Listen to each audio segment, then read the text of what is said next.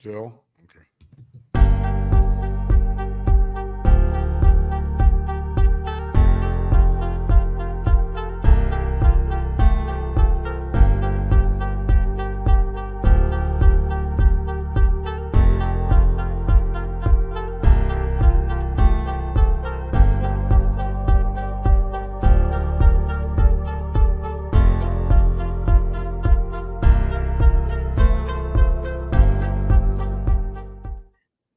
Welcome to He Did This to Me, the sports podcast from a father and son who happen to be mostly optimistic Mets, Jets, and Knicks fans. My name is Nick, a.k.a. Goody, and with me is my old man, a.k.a. the big guy, Noel.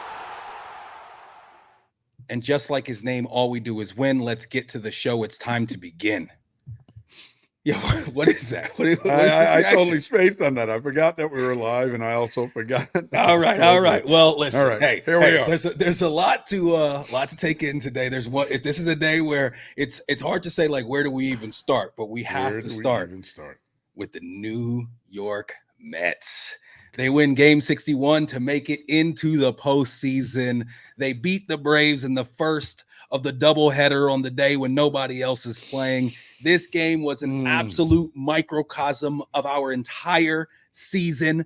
It looks real bad early. We fight back. We get out in front, but then the Braves come back. And finally, at the very end, Francisco Lindor, my MVP, hits a 2-run home run in the top of the ninth. Wow. Diaz, after being shaky in the eighth, comes in the ninth and gets it done. The Mets are in the playoffs. Talk to me, big guy. How are we feeling about those Mets? Let's go. I'm so pumped on this right now. I was watching the game and trying to, just finishing off the workday.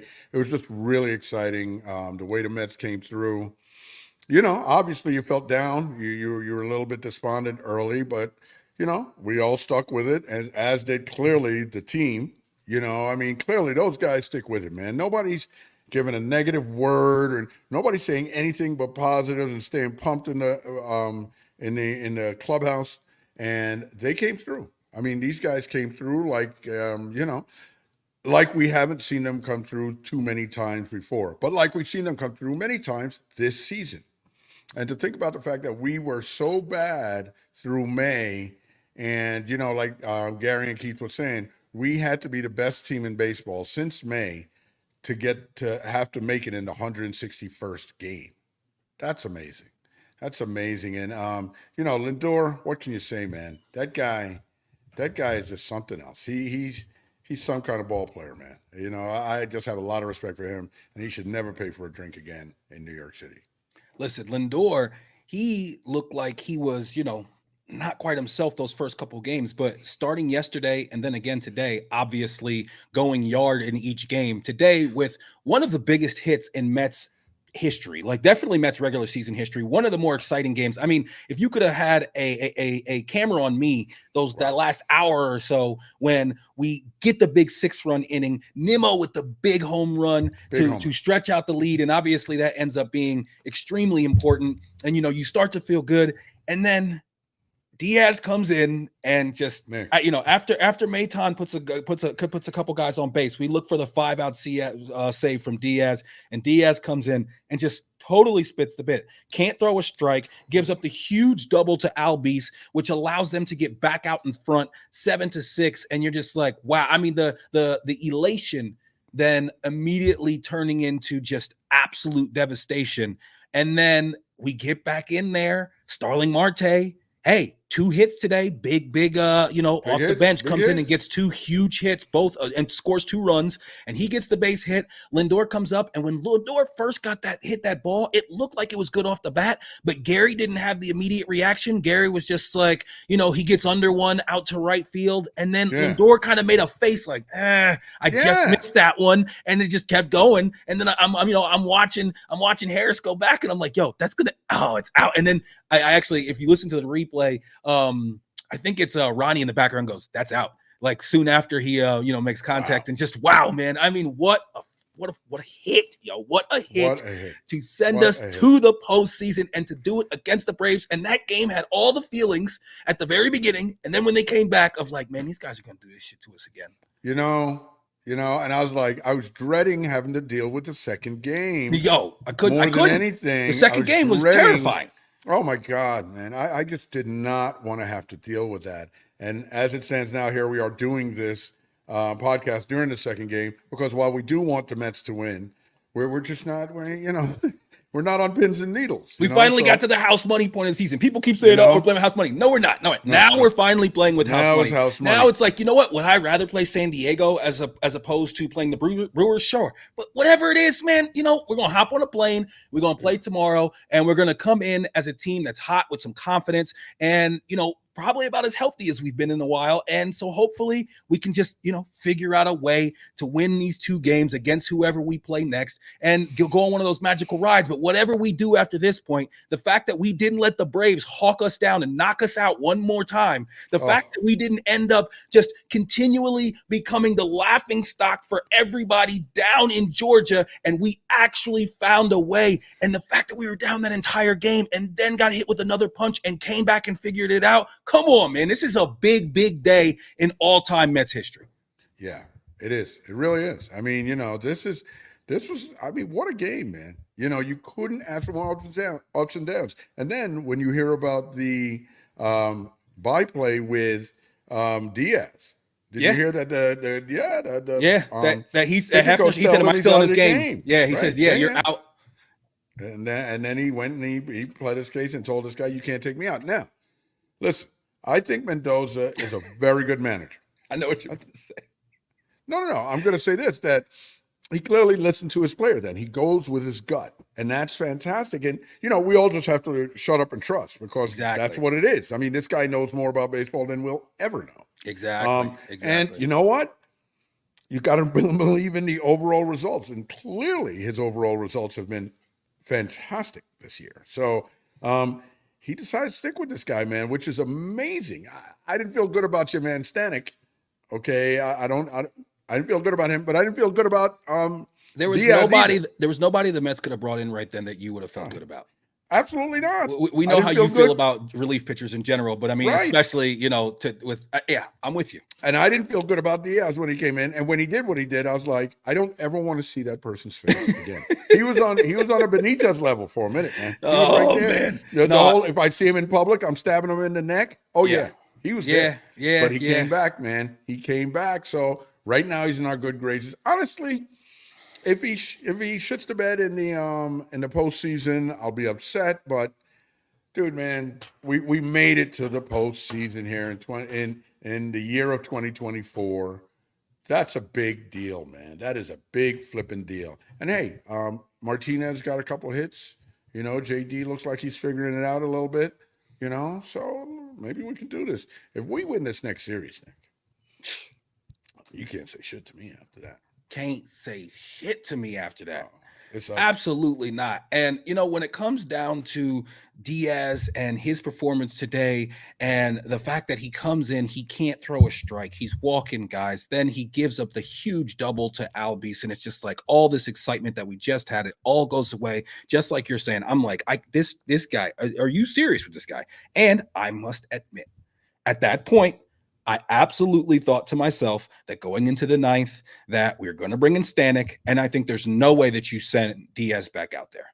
And when Diaz gets sent back out there, I'm like, what are we doing? This guy clearly doesn't have it. He couldn't throw a strike. Then he delivers up a meatball. What are we doing right now? And he goes out there and has a fairly clean inning, comes out and immediately gets the pop-up from Olsen, and it all goes real bad the inning before because he should have been out of it, but he doesn't cover first on a ball that Pete makes an amazing diving play up the line, and he doesn't cover first. And then from there, he melts down. You have Alvarez going wild. He's trying to get him fired up, trying to get him focused again after he seems to just now after that play, he seems like he can't throw a strike, and it all looks bad. And it seemed like everything said to me, get this guy out of the game. Mendoza decides to stick with them. And just like it's happened all season, like you said, this guy listens to his players. He trusts his guys. And you cannot look at the sum of that mindset this entire season and where it's led to us being right now and say anything other than this guy is the National League Manager of the Year. Yeah. He trusts his gut, man. He trusts his gut. And in this time of analytics, that's huge to me. Okay. I don't want a guy that's a straight numbers man. Okay. I can get an accountant for that. This guy is a baseball man. And I love that about him. And he, the results are real, man. I hope that, just hope that the Mets can keep progressing. And listen, man, stranger things have happened. Don't count our Mets out this year. Stranger things have happened. Okay. We're here. We're in the dance. As we know, wildcard teams that get in there that are hot with a little bit of momentum, often, have made runs and even won World Series. And I predicted months ago that we were going to see a Subway Series. I'm still sticking with that, even though, as early as last Friday, I felt like the entire Mets season was absolutely crumbling before us, but they figured out a way to get it done, and they did it in Atlanta against the Braves. And I cannot keep saying that enough, how much that means to all Mets fans and to this entire organization.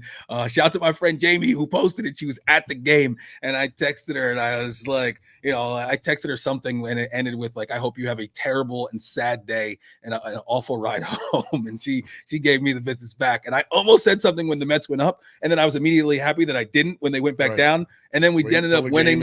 And just like anybody who's an actual fan after the game is over to somebody else who is a fan of the rival team that I'm friends with, I'm not going to rub it in at that point. We'll talk shit like up into it. Once it's over, you see your team lose, that sucks. So, I don't need to add on to that. But yeah, listen, man, great day for the Mets. And then now we currently are in the middle of the seventh. We are down 1-0. Your boy Joey Lucchesi. He's coming in and he's pitching a good game, man. I don't know, like either of the youngs. I think maybe I would want to have him in the on the postseason roster over either of the youngs.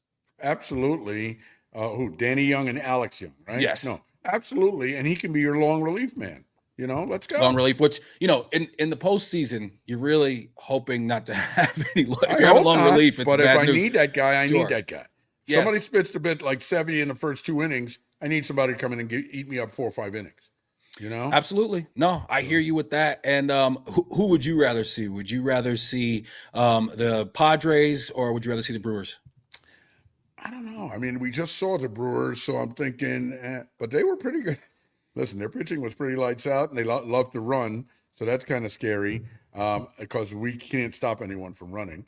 And the Pods, I mean, somebody said to me today, a friend at work said to me today, the Pods, they think they're starting to, like they're starting to sputter, and they've come down with a couple major injuries lately, I believe. Well, some key players. The Padres, they've definitely had some injuries to their pitching staff. And when I look at it from my point of view, like first of all, I want the Padres for 2 reasons. We don't play well against the Brewers. The Brewers, they smashed us at the beginning of the season, and we saw how the series just went against them. Like you said, they run all over us, and their pitching staff is especially strong once you get into those late innings. And so I would rather not see them. And also, I would love to send the Braves home. I would love to end their season today. Yeah, but if we win this second game, we see the Padres. Is that it? Correct. If we win this game. Okay. Yes. Okay. I was thinking it the other way. Okay. Then I definitely hope for that because I would love to send the Braves home. That's extra that I really want to see happen. Yes. Love to send the Braves home. Fuck a gap year. Mets are in the playoffs. Let's go. So another example of jubilation to devastation. The New York Jets. Opposite direction. Lost to the Denver Broncos yesterday, 10-9. Jets had a game that was played in a driving rain. Each team had a really hard time moving the ball. There was records that were almost set about offensive futility, lack of first downs. I think on that last possession the Jets had in the first half, they were able to avoid setting some sort of record for first half, yards. But the Jets end up coming up short. Last drive, they get into position for a 50-yard try from Zerline. Zerline misses it wide right, and the Jets take the L. They are now 2-2, and they head to London to play against the Minnesota Vikings and Sam Darnold, who look like one of the best teams and the best quarterbacks in the league currently. Talk to me, big guy. How you feeling about the Jets? I was bummed out with yesterday's loss, no doubt about it. We gave away that game. We blew that game. I mean, come on, that quarterback, Bo Nix, did not play a good game. I can't listen. I'm not happy that the defense gave up everything they did in the latter parts of the game in the running and all that. But I can't be upset with my defense for giving up 10 points in the game. Okay, they didn't stop them at the very end, but they stopped them enough to get us the ball back to try for a field goal, which was the only thing we could do at that point. The Jets were just off all day. I mean, I can look at problems with the offensive line with how we played. I also see problems with how we blocked in our scheming because these guys were run blitzing us. And with the run blitz, they were able to shoot gaps. And there's a couple things we should have done differently to combat that, which in certain cases, when they're run blitzing and they know you're running and they're blitzing, that's the offensive line's fault, but it's also a scheming thing where they're running more people at you than you have offensive linemen. So you have to do something about that. We didn't adjust. Clearly didn't adjust. This is a coaching issue. And listen, more than anything, the unforced errors, the stupid penalties really cost us. And frankly, I saw where we had only 5 false starts. I thought it was more. Felt like more. But 5 false starts, which is way too many. 5 too many. But 2 on Brees. Okay, and 2 on this guy Simpson. And 1 on Tyron Taylor. But the thing is, Nick, is that, like you said to me about Salah, we can't not do the cadence thing because that's part of Aaron's thing, what makes us better. And like you said, we've been doing well with that all season or most of the season, a couple false starts here and there, but not a lot of false starts. There's been some delay of game almost, but not false starts. Mm-hmm. I don't know what happened, but honestly, Nick, and I like Salah, but I'm very upset with him this week because I feel like, did we practice since that Thursday game? Because we didn't seem tight at all. And all we needed to be was a little bit tight and we would have won this game easily. Yep. Easily. This is a game we absolutely gave away. I mean, okay, so you have the penalties, and I'm on a rant here, but you have the penalties, but then the other thing is, Nick, is on that last drive, when they get us the ball back, I need these receivers, like especially your man Garrett, needs to get his head out of his ass. Garrett was the hot man right there. Mm-hmm. Garrett needs to turn around and be ready for the ball. That's why Aaron threw it where he did. And he looks at Garrett like, dude, we've had this conversation 17 times. Yep. They're coming and you got to be hot. And also, Brees. I can't move at that point. They're coming and Rodgers can barely move at that point. So that he has to get the ball out of his hand quickly. Right. He's gotten crushed all game. Listen, if Rodgers is getting hit that many times, they give up 5 sacks, he's not lasting halfway through the season. Okay? 100%. Stop it. Okay? This has to stop it. It has to stop now. And, just little shit, man. I mean, I'm sorry, man. I like Garrett, but he's got to be tighter. I like Brees. He's clearly got to be a lot tighter. These guys were talking a lot of cash trash before the season, Nick. Mm-hmm. Oh, I'm this, I'm that, I'm going to be this weapon. Just shut the fuck up and play. I've been saying this to you your entire life. You see what I'm saying, and these guys are proving it. You're good. Shut the fuck up and play. Yes. So as far as the way that the team came out, they definitely, once again, look a little bit flat. And unfortunately, when it comes to Salah, that's something that when we have extra days and extra time has become a trend with him. Our best edge, he lined up offsides twice. Shout out to Joe Caparoso on Twitter. He had a tweet and he talked about the fact that he lined up offsides twice. McDonald, our top running back, false starts twice. Their new left tackle has a false start and a hold, and we couldn't convert a touchdown from 1st and goal at the 1 when we have a 230-pound alien at running back who got 0 at bats. And that's the part right there, in addition to many other parts, but that's the most glaring part to me of like the whole coaching part. Because, okay, so what you're telling me and what I also get from your post-game comments is like, well, Brees is our bell cow, and we're always going to ride him and blah blah blah. I'm sorry, but if that's a time where you're just like trying to get Brees a touchdown to for some sort of morale or keeping him happy or what you want, I don't know. I don't know what the possible reason is, but it clearly seems from what we saw and also from what they said after the game, what Saleh said after the game, that's the reason that we didn't put Braylon is because we were trying to get Brees a touchdown. That's the stupidest shit I have ever heard in my entire life.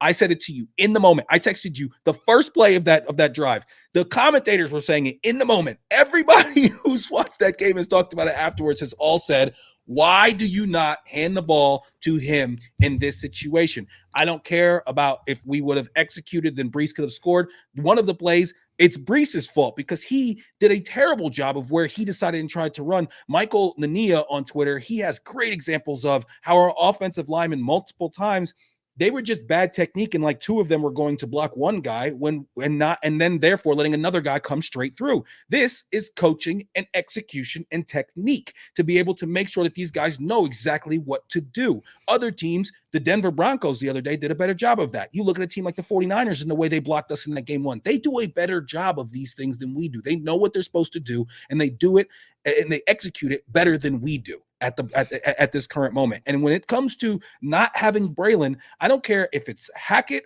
Saleh, Rodgers, some fucking body needs to say, hold on. Can we hand it to fucking the guy who the first guy can never, ever bring him down ever, no matter where he is on the field? Even when he's getting blown up in the backfield, that guy still wouldn't be able to bring him down. He'd still get past that guy and get a no gain. And we get the ball on the 1 yard line and we don't score. That ends up being the difference in the game. And we don't give it to this guy. That is coaching from top to middle to bottom, whatever. It doesn't make any sense. And that shit right there is the reason why, you look at it and you're like, I just don't know if we can ever do anything with this guy at the helm. I like him. I want him to succeed. It's not blips on the radar anymore. It's trends. We're the worst penalized team in the NFL over his tenure. That is what it is. This is your 4th year, dog. There's no like, no. That's what it is. Your teams are undisciplined. And then once again, just like when it came to how he dealt with Rodgers missing those couple days in camp, the way that he talked about maybe we need to come off of the count. I thought that was so stupid. Even if you feel that way, which we both sounds like think, no, you don't get away from the thing that Aaron Rodgers does so well. What sense does that make? You make these other guys accountable, like Aaron Rodgers said. And Boomer Esiason said it this morning. And I thought it yesterday when I watched that. There is a problem between him and Rodgers now. I'm starting to feel that way. With the way that Rodgers responded when they said that to him in the post game, I feel like there maybe is something there, and there may be a thing where he does not respect this guy and does not think this and thinks like, yo, why is this guy keep saying silly shit and throwing in a bunch and making it like it's my fault as opposed to holding these other guys accountable? And that right there is a major problem, and that might be the only thing. And I don't think this is going to happen, Dad. I don't think Woody wants to do this, but that part, if that part is real and that part is serious, that could lead to Saleh not even finishing the season. I don't think that's going to happen. I also don't think that Saleh was trying to say that it's his fault. I think he was saying basically that these guys aren't friggin' keeping up with Rodgers on this cadence shit. Maybe we need to back off it because these flipping guys can't do it. I agree, but perception-wise, anybody who perceives it like he was saying, well, Rodgers needs to get better with that, I think you're not paying attention. I think that if you watch Rodgers' response and specific, just when I watched it, he seems like he felt that way. He seems like he felt annoyed with the fact that you're thinking that we should stop doing this instead of just making these guys do it correctly. Yes. That's what he's annoyed with. Not that he feels like the guy's blaming me. Not necessarily blaming him, but because of what he's doing, it's costing the team. Right. No. You said what he likes to do. That Rodgers might have felt like it was my fault, or he was saying it was his fault, and it's not his fault that we got the penalties. It's these idiots who can't deal with a different cadence. Even though in the huddle he's clearly telling them what we're going to do. Yeah, because 4 out of 5 get it right. Right, exactly, and one guy doesn't. Listen, Breece Hall, man, You're the fucking running back, and you get two huge false starts. I mean, Brees Hall, it was the worst game. Like 2 huge whiffs, Nick. 2 huge whiffs. That got this guy crushed. Got this guy crushed. At the biggest moment of the game, the final play. Yes. Absolute whiffs. And also, he was just running and falling down. Like he Nick, just running into the back of people. I texted you. Does he have the right cleats on? I mean, and there's the one play where there's a still of where he first gets handed off the ball on one of the goal line plays, and you look at it and it's like the caption I saw under it was like, can you please can anyone tell me they can look at this and tell me that Braylon Allen wouldn't score right here? Nick, how does he not get the ball on the goal line, Dad? How does he not get the ball on the goal line? That's tough. That's rough. Yeah. I mean, look, I was upset with it, but I also felt like Brees could have scored from there. I did feel like at least one of those times Brees got hit in the backfield, but that might have made a difference with Braylon Allen, right? Okay. But I always blame the offensive line more for that. But you know what? This guy's proven himself already in just these few weeks that he can be that guy. I mean, clearly that mistake won't be made again, but he's one of the better players in the league at that right now in the NFL. That's right. Okay, so that's that, and so you cannot let that situation come up, and we don't even give him a rep. It doesn't. You just can't. And I'm sorry, that's coaching. Salah, I don't care if you don't have anything to do with the offense. If you're not the play caller, you have a fucking headset. You need to run over to him and be like, hand the ball to Braylon. Do you understand? Okay, right. That's it. That should, I don't care. And I'm sorry, Hackett, I've seen some breakdowns of just how vanilla our offense can be. And a lot of it is up to Aaron getting up there and making the changes. And you know what? When that looks good against a weak Patriots team, or that looks good against, a Titans team that even though they seem to have some of a decent defense, they overall are not expected to do anything. We say one thing, but when we play against some of these teams that are halfway decent, the Denver Broncos and, the 49ers, and all of a sudden our offense looks like we can't scheme anybody open. And like you said, this whole situation with Garrett Wilson, man, tighten it up, man. You got to tighten it up. You fumble on the first possession. We've been talking about that forever. We knew that was coming. You knew that was coming. The thing on the sideline, Nick, where they said it was a catch. I'll tell you something. That was close. It's real close. And if there's a better angle there, they might consider him out. But I could see why it can't be overturned. It was too close. Right. I get it that it's difficult, very difficult to make that play and all that. But you know what? The great receivers have control of their body when they're catching the ball, and they get both of their feet or a full knee inbounds on that play, Nick. That's something you concentrate on doing. That's not something that just magically happens. He has to make that happen. And, I think Garrett's not getting a lot of separation. Okay, Surtain shut him down. Shut him down. I was watching it. The guy was glued to him, and Garrett couldn't get free. Okay. Yeah. And then when he is open, he doesn't know where he's supposed to be. That's not a miscommunication. That's Garrett fucking up. Okay. There's a difference. Okay. It's not like, oh, we're not. And I mean, come on. At this point, this whole we're not on the same page thing. You know who does look like he's on the same page is Mike Williams. Okay. Mike Williams right now, honestly, if you just look at this season so far, Garrett's our third best receiver. Lazard and Mike Williams have played better than him. And also, by the way, on that last 3rd and 10 where we threw the ball to Gibson, we're throwing the ball to Gibson on a 3rd and 10. I was like, why are we going to Xavier Gibson? That and Mike Williams wasn't on the field. Again, coaching. I'm sorry. You cannot have a 3rd and 10 for the fucking game. And we end up making a play where we're throwing it to Gibson and Mike Williams isn't on the field. That's coaching. We got to figure that out. Somehow, some way, the coaches have to make sure that's not the case. Aaron Rodgers can't look in the huddle and be like, hey, Gibson, what the fuck are you doing here? You get out. Mike Williams, he can't do all of that. Aaron Rodgers is doing his best. He's looking extremely mobile, way more mobile than I would expect. But by the end of the game, he's busted up and he can't move. And just like you said, if he's getting hit like that, he's not going to make it through the season. Why is it that their offensive line, Dad, was so much better than ours? Why? Why was their offensive line so much better than ours and their ability to stop the run so much better than ours? You would think on paper that wouldn't be the case, but that's what we saw yesterday. Well, something I heard our man Bart say today, everybody's screaming they love Jamian Sherwood, but, this is why you need somebody like Mosley in the middle stopping that run. He said Jamian Sherwood he said he was getting pushed out like a Pez dispenser. And he also was the one that was lost on the touchdown to You say Sutton. that, Nick, but I didn't see all that. But I look at it this way too: if it is his job to cover their number one receiver, that's a bad plan. It was just a zone, and he came into his zone, Whatever. and he didn't give any depth. No, listen, I personally believe that, and we saw some of it. We saw some of it. Him up. We saw some of it throughout the game, but we didn't see it the entire time, and obviously didn't see it on that play. But Sauce should be following him. Sauce should be following him, and especially in the red zone, like in the red zone, having their best player catch a ball with nobody within 6 yards of him is just unacceptable, plain and simple. One of the biggest plays of the game, Sauce got burnt by this. I know guy. what play you're talking about. So, yeah, and that was very upsetting. I was like, dude, and listen, man, listen. DJ Reed played a better game yesterday than Sauce. He did. Okay, but they came at him more, but he played a good game. Yeah, they came at Sauce ain't having that all-star season like usual. Okay, I don't think so. Sauce had a tough game one and a tough in this game, but this games 2 and 3 he played pretty well. And his tackling is a joke. Okay, every time he actually had one good tackle early in the game yesterday, and then after that he had like 3 or 4 times where he went for a ride. He looked a little stumbly after it. Yeah, he went for an absolute ride on that guy. He should have paid a fare. Okay, I mean he grabbed him around the waist and was basically screaming, "Can somebody help me, please?" Yeah. It wasn't even close. It was oh my gosh. Yeah. Sauce has got to be better, man. And I mean, listen, Breece Hall specifically, dude.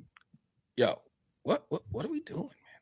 What are we doing, Breece? Yeah, Breece, you do not look good. He had that big drop in the third quarter too, or it might have been in the fourth quarter. I don't know when it was, but it was huge. It was a huge drop. He looked shitty. And there was another play. He looked like he was up too late on Saturday night. Some shit like that. Like he wasn't at 5 a.m. Yo, and then also he had that play where the commentator said something about how, Aaron Rodgers, if he puts that ball out in front of him, he used, Breece gets that first down because he caught it and he turned up the field. And I'm sorry, but that ball was not super far behind him. It wasn't the greatest pass ever. It wasn't super hard on him. But the thing about Breece was in that play, it seemed almost as if like he turned up the field and got as many yards as he was going to get. It seemed almost as if he didn't know that the first down was right there, because it seemed like he was right there. Like he didn't, he wasn't like trying to get like that extra half a foot that he needed. Like, now you're going straight Kyler Murray on him. Like, listen, man, I'm telling you, Call of Duty. I don't know what it was. I don't know what it was. You say maybe he was up too late the night before. I don't know. Call of Duty with Kyler Murray. Maybe. I don't know. Maybe that was. And yeah, the Cards looked terrible on Sunday too. So maybe that is what it was. Whatever the fuck it was, he needs to get his shit together, because I mean, that was just a piss poor performance by him all around, and everybody needs to step up because Minnesota looks amazing. Okay. Minnesota's going to score 20 something points. Yeah. So our offense needs to be able to do and their something. defense looks good too. Yeah, their defense looks fucking fantastic. That's right.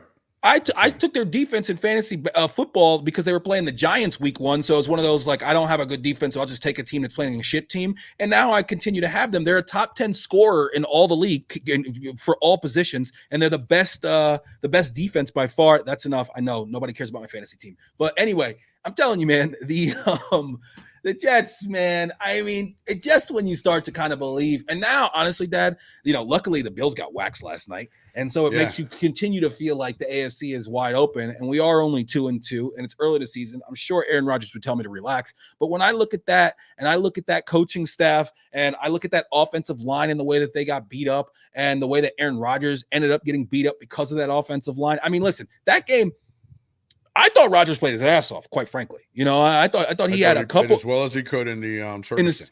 Exactly. And if we don't establish a run, if the offensive line does not just have to pass pro better, but they also have to establish a running game. And if they don't, then people are going to fucking be all over this guy. And he's fucking 40. He can't handle that. No. Well, I will say Aaron Rodgers didn't play that well. Oh, he missed a couple throws.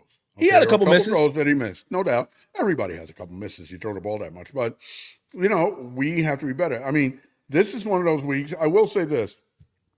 After this one play where we got the defense off the field, but Vince McDonald lined up offsides, I saw Saleh in his ass on the sideline, really getting into it. That's the only time I've ever seen Saleh do that. I need more of that, frankly. I need more of that behind the scenes this week, okay? Because you need to be up everyone's ass.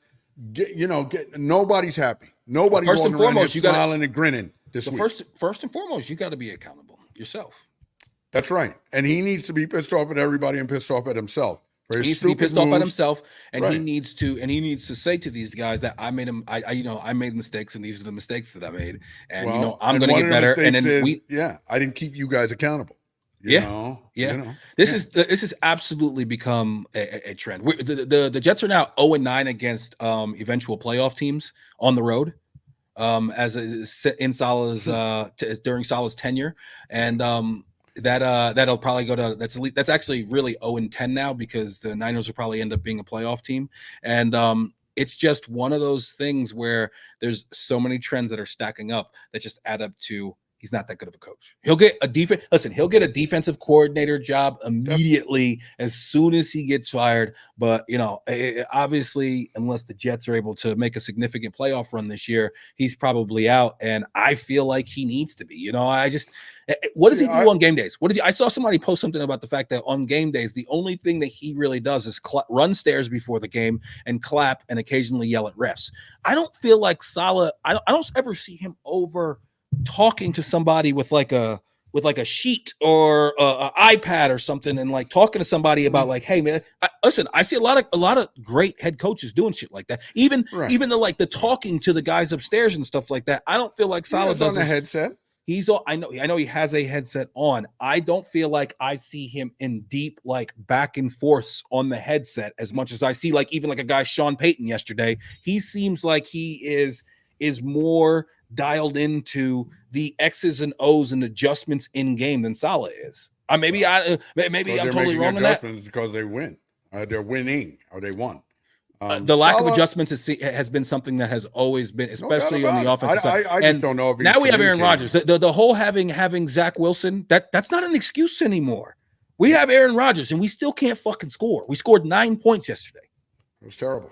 Now, I'm not ready to chuck it all. I think we can turn it around. I think we can beat the Vikings. It's going to be a tough game, but I think we can beat the Vikings. But it's going to be a really tough game. And, the next two games are going to be really tough. Okay. And then you got Buffalo a week later on Monday night. So, for the Jets to end up potentially being 2-4 after that it's very daunting. Okay. And that makes the rest of the season really, really tough. So we need at least one of these next two games. If we somehow won both of these next two games, it's all, roses and daffodils. But, I'm not putting hard-earned money on that bet. But, as fans, we remain hopeful and, try to support the team. Vikings early 2.5 point favorites against the Jets. So that's honestly a little bit close. Only 2.5. It's a little closer than I would expect.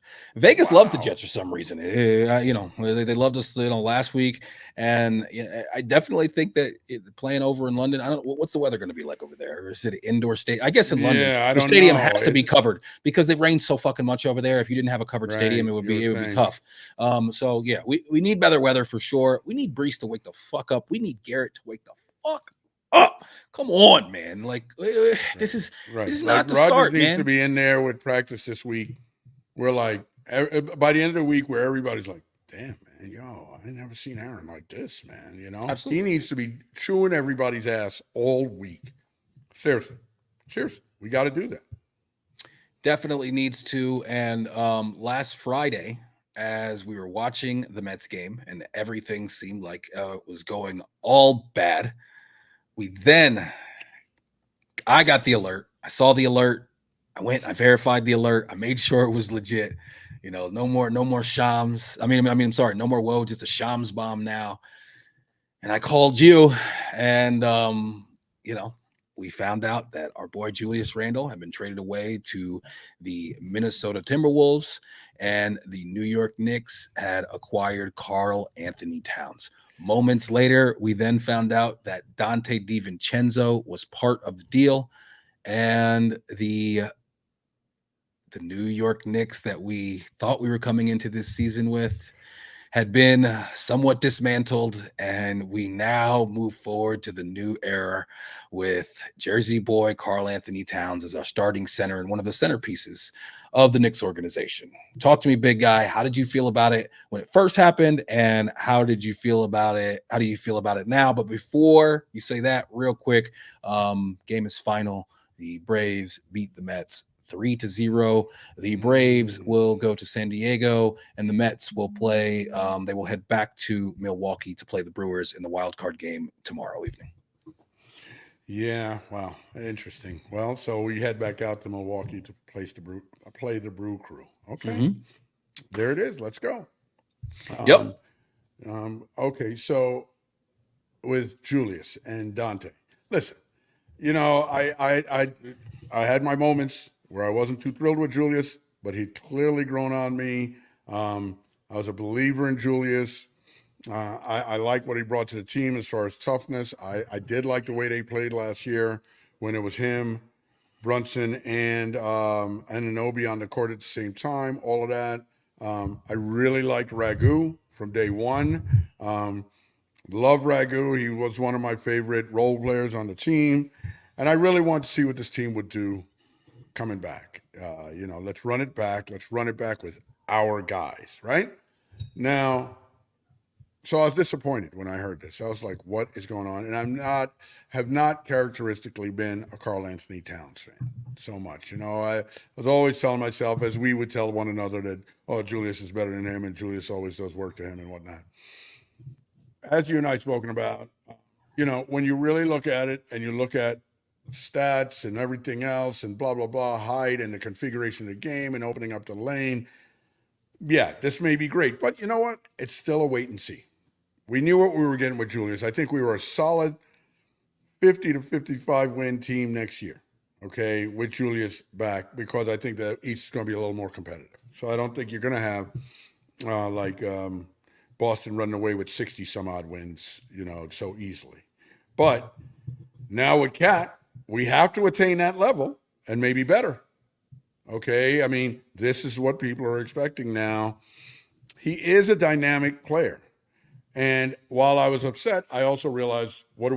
We root for what's on the front of their jersey, you know?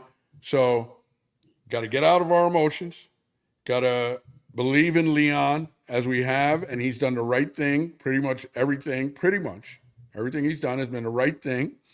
And, you know, we got to go ahead with it and see what happens. You know, I still think no matter what, we're going to be a very good team, but we got to stay healthy, of course, but that's always the case. But, you know, I'm ready to embrace the big cat. So my initial thought was I was devastated. I'm the president of the Julius Randle fan club, and I could not believe that this finally actually happened. It's something that has been rumored off and on for so long. And honestly, when you and I have talked about this before, I have said to you that the thing that makes me feel like this is possible is that this rumor just won't go away. You know, the CP, the franchises of the world, who he just took his victory lap with his clips from back, you know, in May or whatever, where he said, hey, I'm telling you right now, this rumor, just Chris Haynes, he talks about it. These guys, they just keep talking about how the Knicks have the interest in this guy. And I even saw somebody who said they were sitting with Worldwide West back 9 years ago. And he was saying how eventually, you know, he was going to, you know, get to the Knicks and he was going to get KAT to the Knicks. And he was talking about how he was going to get Tibbs as the coach to the Knicks. He said all these things 9 years ago. Okay. And so this has been in the works for literally that long. And, you know, hey, I think that Julius is a warrior. I think that he came to New York when nobody else wanted to. He became a 3-time All-Star, 2-time All-NBA player. He took the hometown discount that led to us being able to acquire Brunson in the first place. And now he doesn't get to that extension this offseason. I'm sure we'll hear more and more about, you know, what exactly that situation was. And in addition to that, we also lose Donte Divincenzo. So Divincenzo, I mean, he comes here, he has 1 year. He sets a record with 238 three-pointers made. He shot 41%, scrappy defender. He was only here a year, but I honestly, I'm always going to look at him as like favorably. I'm not going to say he's like one of my favorite Knicks ever from one season, but he's one of my favorite Knicks of recent memory. You know, yes. Big Ragu had one of the greatest shots in Knick history, that shot against Philadelphia in the playoffs. Yes. And, you know, it's it's sad to see him go, and it really, really eats into our depth. Where there was a time where I felt like we could really withstand an injury, and now I don't feel as confident about that without him. And I've definitely spent some time listening to some of the basketball minds that I really, really respect. And it seems like a lot of them love this trade for the Knicks. They love the way that it allows us to play five high, especially Jason Timpf from Hoops Tonight on YouTube. If you want to go and you want to watch a guy break down the X's and O's and the analytics of basketball while also giving some just real just understanding of the game knowledge, he's one of the absolute best in my opinion. But yeah, man, he thinks he's a much better fit. He thinks that it makes the paint even more open for Brunson. And then now, especially with eliminating having a guy like Mitchell Robinson getting significant minutes at the center on the team, and that's a whole nother thing to talk about what's going on with him. But yeah, man, the Knicks have made this move, and at the end of the day, we got to trust Leon. Got to trust him. We got to trust Leon. He's given us every reason to trust him, other than the Kemba and Fournier project. He has best pretty much rolled 7s and 11s, even though that one was definitely snake eyes. But yeah, man, Big Cat is a Knick now. Okay, he's a Knick, and when it comes down to it, this guy is the greatest shooting center from behind the arc of all time. It's just that simple. Definitely. It's that simple. And he's a better defender, and he's just a much more efficient offensive player than Julius is. Now we just got to see if he's going to have some of that dog in him. I mean, let me ask you this. What do you think about the fact that he is now being reunited with Tibbs, who those two, the last time they were together. Celebrating on the TV behind you? Yes, that is the Mets celebrating. Yes. Okay. Pete gets his champagne celebration. Yes. There you go. Yeah, good for Pete. Good for Pete. But yeah, man, I just, what do you think about the fact that he's now being reunited with Tibbs when those two guys, the last time that they were paired together in Minnesota, by the end, it sounds like he and Tibbs were not on speaking terms. Bullshit. I've read where what's his name has totally debunked that. And he did. I read a quote from him just after he left, after Tibbs was fired. And he said, hey, there's no doubt about it. Tibbs pushed me hard every day to be the best player I could be every day. And, I wish him well or whatever. Now, he might not have loved him, but you know what? This trade doesn't happen if this guy doesn't think he could play for Tibbs. Okay. That's clearly the case. I don't think Leon Rose doesn't feel like he could play. No. If Karl-Anthony Towns just hated Tibbs, that would have been put out there already. They wouldn't have made the trade. Okay. Sure. I don't think, and Leon Rose and these guys know Karl-Anthony Towns. So they talking to him back channels. Okay. They know that he's like, yeah, I can play for Tibbs. Yeah, no problem. Guaranteed. I don't see that as a problem. What I think is interesting, talking to my brother, your uncle Godfrey, saying to me that he believes that like Brunson approved of this trade. And I said, I don't believe that's the case. I don't think they might say to Brunson when the trade's about to go down, hey, we're doing this. I don't believe they say to him beforehand, what do you think about this? Are you okay with this? Oh, I absolutely believe they do. I absolutely believe they do. I hope they do. I don't believe that. I absolutely you can't listen. No. You make can't. decisions. I think no, not to sit. Listen, it's not like you have 3 votes and he's one of the 3 votes. He's just a factor overall. How he feels factors into it. Listen, if he really, really, really, really, even forget the whole Julius situation. Really hated the guy. No, not even that. Not even that. If he was just like, you cannot take I got a chance to, we got a chance to do this Nova thing, get us all together. Let us get this Nova quartet thing down. Let us do that. Like if that was something that was super, super important to him, and that's something where he's going to be really upset that they're not, that has to be a factor. I'm not saying if he says no, then we're not. It's not the deciding factor, but it has to be a factor in your thought process. I think if you don't do that, you're doing everything to cater around Brunson. Right. But so how he feels about it emotionally has to be part of your decision making. But then if you ask him how he feels about it, and you're saying it's not the deciding factor, and he tells you, no, you can't let Brunson go. Or Divincenzo go. Then that is a deciding factor, right? If you're going to ask him and take what he says, and he says, you can't do it, and then you let him go anyway, You see what I mean? You No, can't I say think if you're going to let him go, whether you talk to him about it before or he just finds out as a surprise after, he's going to be upset either way. I want to know what that is and what level of upset that is before I make the decision. yeah, Nick, but he will be more upset if you come to him and ask him how he feels. No, and I you don't think and that. he tells them, I will be very upset if you do this, and they do it anyway.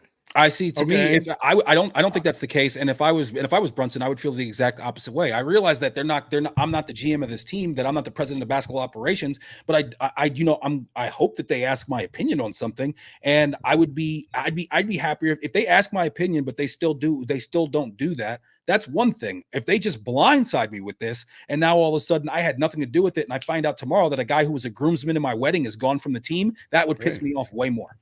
So now, if you're Divincenzo, do you feel like your man Brunson sold you down the river because he gave him the go ahead? No, maybe I'm not. Brunson did not need to give them the go ahead for the trade to go through. I just think that it's silly to not consult him prior if you're the Knicks. I'm saying that even if he said no, I'd rather not trade him, that they can still trade him, but at least talk to the guy first. The guy knows that he's not making the final decision. I think they talk to the player like a Brunson or the coach at the latter stages in like the last few days. Yeah, of course. You're not going to talk. This has been going on behind the scenes forever. Only when it gets hot and it really might happen. Now we say to the coach, hey, we're thinking about making this move. What do you think? Of course. You don't take the coach and the player on that roller coaster. I don't know if you talk to the player almost till the trade is done, because like he said, and his comment today or the other day, yesterday maybe, was, with his dad, as many teams as he changed, he says he understands that it's a business. This is a business. No, I don't think that they started talking to Brunson about it a week ago. I think they talked to him right before it happens. Right. And at best, in my opinion, they're saying, hey, we have an opportunity to do this. And we're really thinking of pulling the trigger here. We just want to let you know what I think it's more likely, Nick, that they say to him, we just want to let you know this is going to happen. This could happen by tomorrow. I don't think they say, how do you feel? I think if you speak to him about it before it happens, then he's going to tell you how he feels. You're not sending him a text. You're having a conversation with him. You expect him on the other end to just say, okay. He's going to give his opinion. Why talk to him about it before if he's not going to give his opinion? That's the whole reason why I say don't talk to him about it before.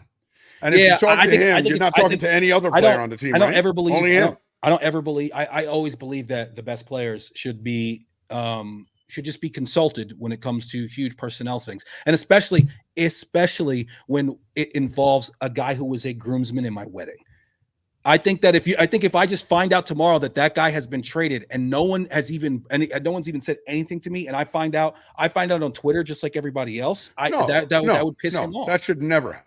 So then the only way to eliminate that from happening is to tell him before it gets done, because it's not even done yet, and everybody knows about it. Like, if I'm the management, I tell him when it's about to be done, and I'm telling him this is going to happen. Yeah, I think this is about to happen, man. We're just letting you know this is about to happen. I think, and if I tell him before, and he says I don't want it to happen, and we say, well, sorry, it's going to happen, then that's a problem.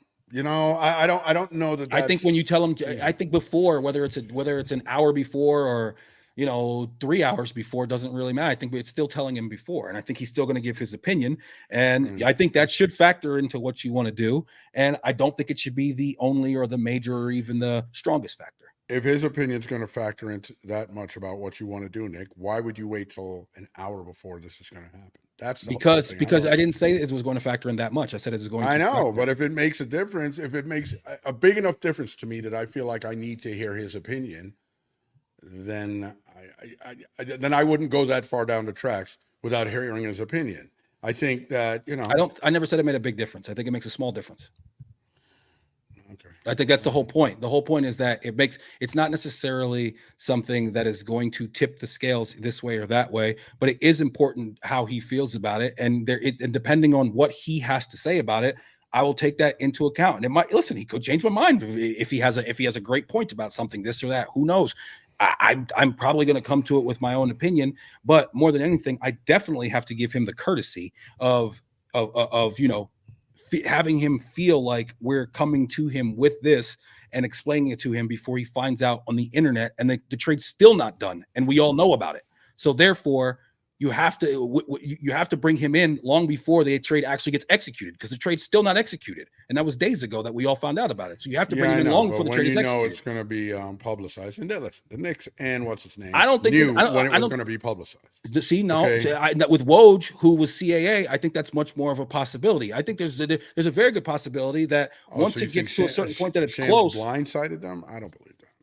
I think Shams all the time finds out information that teams don't want to quite put out just yet from sources within the organization.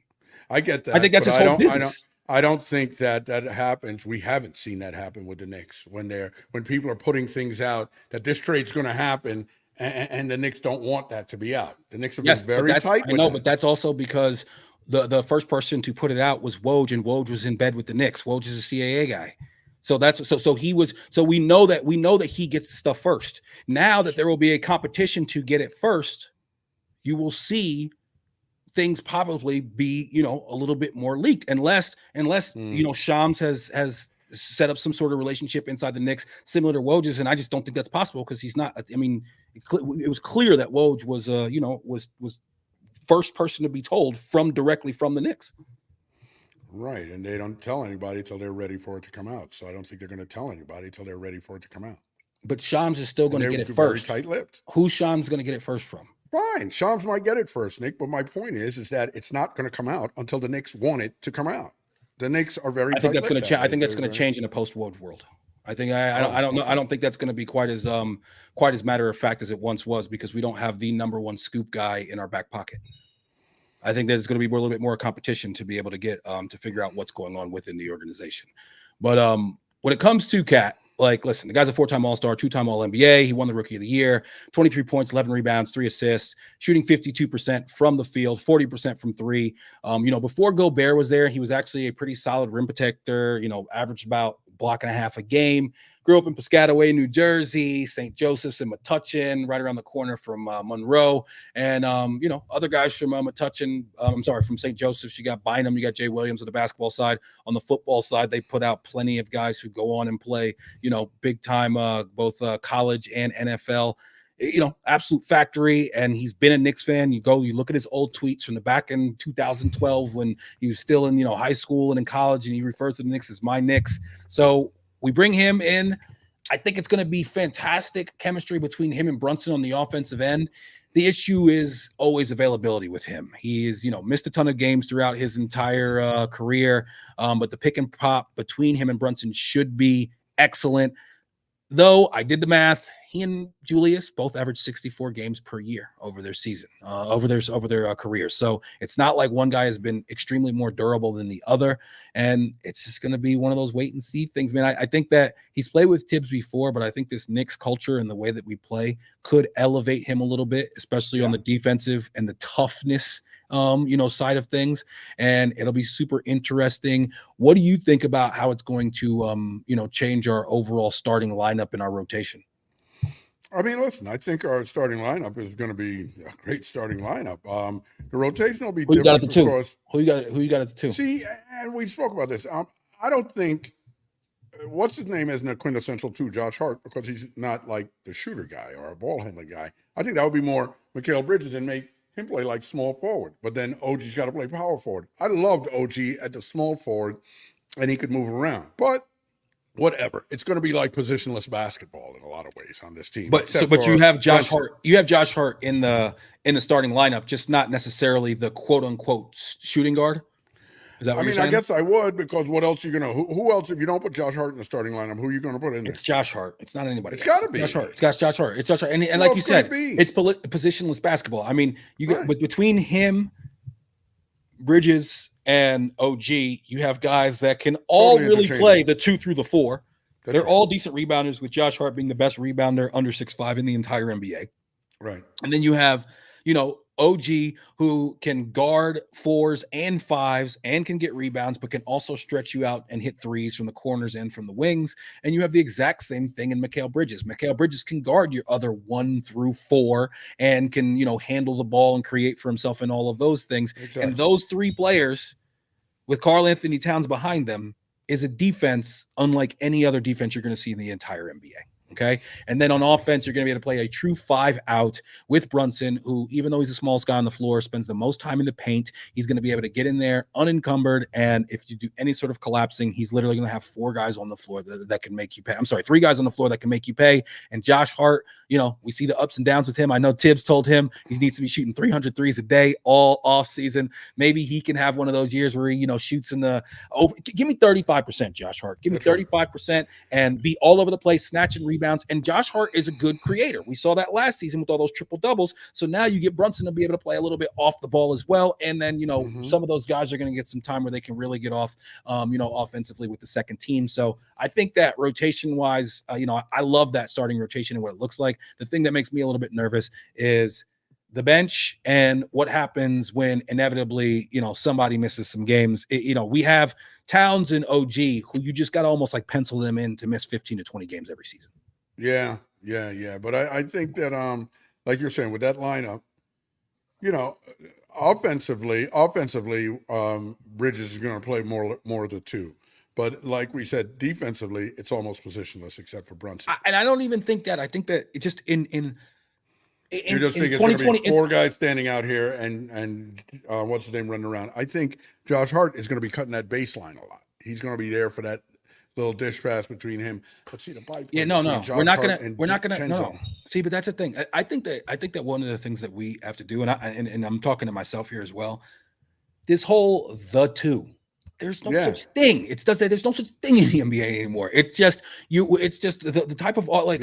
Are you a 2? Or are you a 3? Or you're a 4? That doesn't even exist. And the reason that you're a wing, and it's 2 corners, a high post, and another wing, right? And Josh Hart, I don't think he's going to be running around a lot of that baseline, because I think the whole point of this trade is to have no one down there, period. No one, because you're going to have McHale and you're going to have OG in the 2 corners. They're going to be in the corners a lot. So you're not going to want to have another player on that baseline, another defender down there. That guy, you want him out so that Brunson is going. And if you kick it out to Josh Hart, he's then attacking a closeout. Or if you kick it out to any of the other 3, they're hitting the 3. You're not going to want to have anybody else down in that paint. I think that's the whole point of this trade, is to get everybody out of that paint. And so you don't think they're going to use, like we spoke about the other day, KAT in Hartenstein's position at the high post? Yeah, that's what I said. The 3 wings and the 1 high post. But but at that high post, he will be there. But then he will often come out and screen and then pop to the 3-point line. Yes. And I think that when he does catch the ball at that space, if the Knicks continue to run similar action like they did last year, we're going to be deadly against other teams, because guys are going to have to guard him way harder than they guard Hartenstein. He's just as good of a playmaker and a ball handler and a passer for a big man. The biggest thing with him is he has to get a little bit smarter about committing fouls. Yes. He is a foul machine. He needs to stop putting the ball on the floor so much and trying to make things out of that, because then he becomes a turnover machine again with the offensive fouls, like you're saying. Yeah, man, he needs to get better at those things. And if he's able to, just pick up his acumen a little bit, take a little bit of leadership from a guy like a Brunson, which I feel like is a much better, leader, and a guy who is a better personality to deal with him than maybe like a Jimmy Butler was before. Jimmy Butler is a kind of get at you kind of guy. And it doesn't seem like it's not that it doesn't seem. Karl-Anthony Towns didn't take too well to that. Okay. No. And I think a guy like Brunson will be able to get through to this guy a little bit more with his quiet, with his quiet, stoic leadership. Right. No, I think so.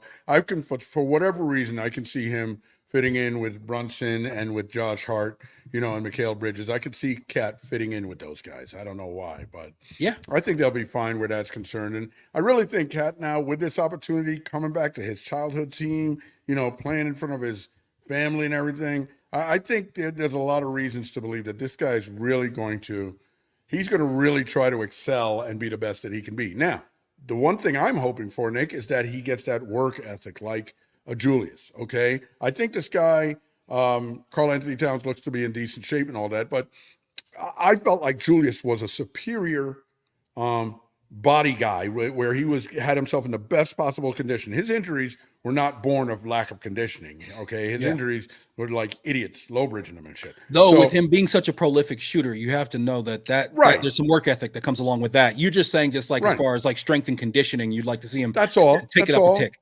That's all. You know what I'm saying? I just want to, you know me, man. I You feel, always want you guys to always be in feel that shape. way I about want guys to be everybody. in shape, man. You know, and Melo proved that yo, you could do it, man. So he could do the same.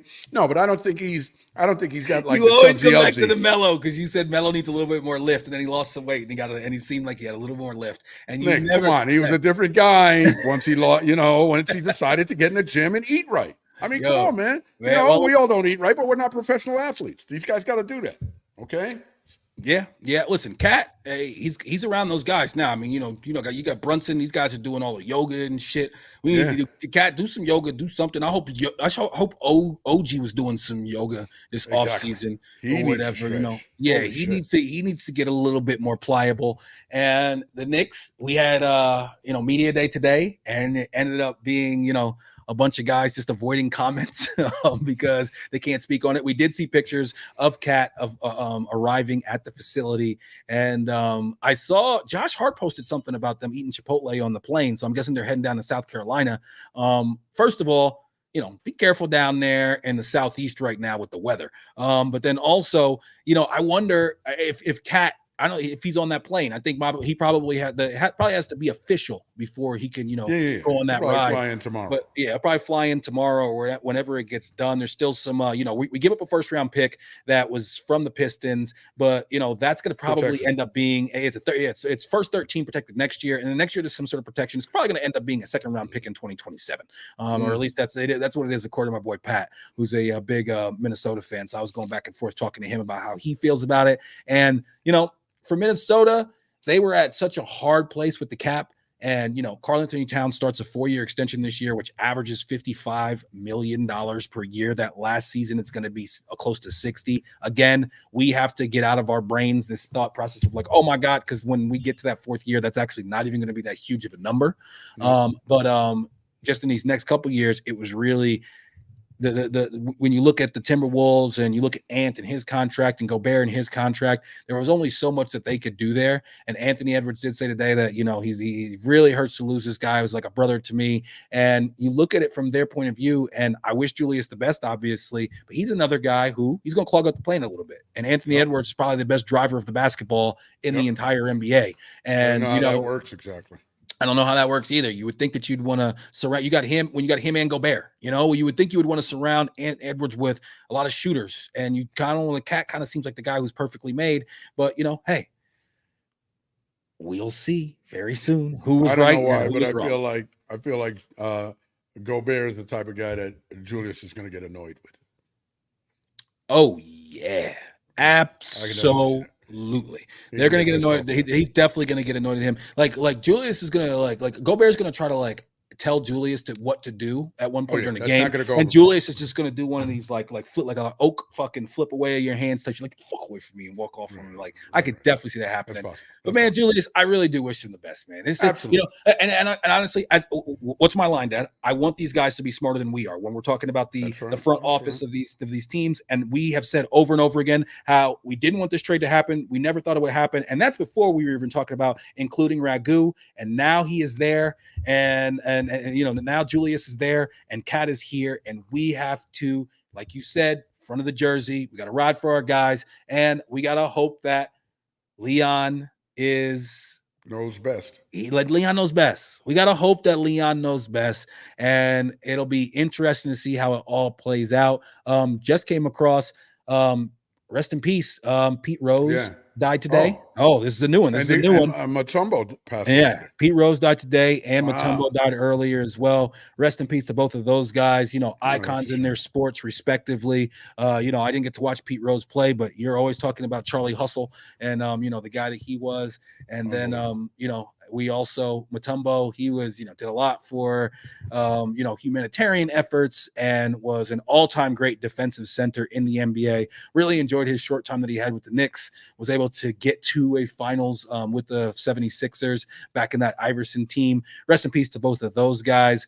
But It was a big weekend in Knicks, Mets, and Jets No doubt. world as far as all the different things that happen. The Mets are in the playoffs. The Knicks will be playing a preseason game coming up this Sunday, and the Jets head to London to try to get back above 500 against the red-hot Minnesota Vikings. Thanks for going live with me today, big guy. Anything else you want to add? No, hey, everybody enjoy your week, and let's go Mets in Milwaukee, right? We're going back to Milwaukee. Yep, going back to Milwaukee, and look out later this week for Beers and just a brats. quick segment on the Big Guy Locks. And you can catch us every week on YouTube or wherever you find your podcast. Please follow, like, comment, and subscribe, and make sure you hit that notification button on all the platforms. Nick on Knicks after every Knicks game this entire season. You can find us on all socials at he_did_this to me. Love you, big guy. Love you, kid. See, I remembered that.